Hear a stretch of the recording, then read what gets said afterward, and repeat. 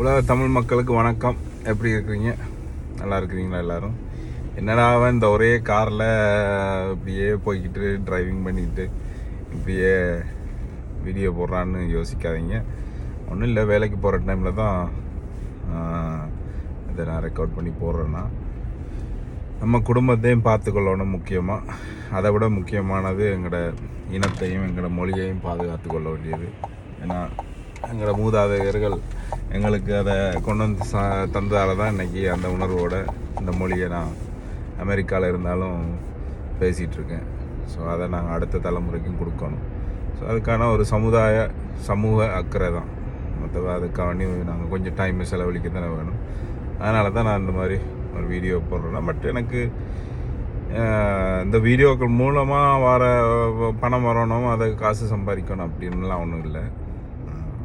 அப்படி வந்தால் கூட அதை தமிழ் மொழிக்காக வேண்டியும் அதுக்கு டெவலப் பண்ணுறதுக்காண்டி அதாவது செலவழிக்கிறேன்னா பண்ணிக்கலாம்.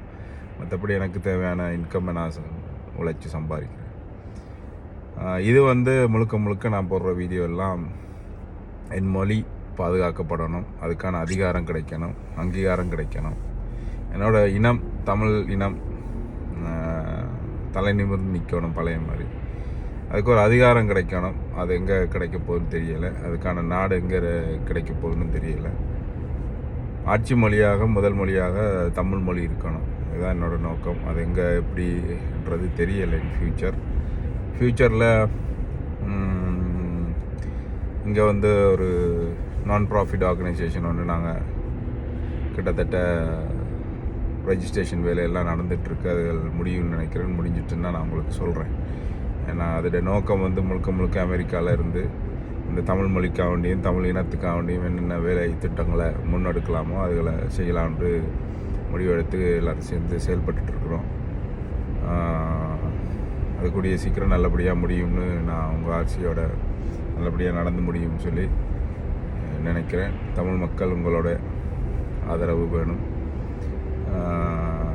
அமெரிக்கான்ற இந்த நாட்டில் அதுகளை செய்து முடித்தோம்னா, அதாவது தமிழுக்கான ஆராய்ச்சி மையம் என்ற ஒரு கட்டடத்தையோ இதையோ ஒன்று கட்டிட்டோம்னா அது மூலமாக ஆராய்ச்சிகள் இங்கேருந்து செய்யும்போது தான் தமிழ் மொழியை கொண்டு சேர்க்க முடியும். அதுக்கான நாடு தான் இது. அதுக்கான முழு முயற்சியில் ஈடுபட்டிருக்கிறோம். பார்ப்போம், எல்லாம் நல்லபடியாக நடக்கும். வெல்வோம். வணக்கம்.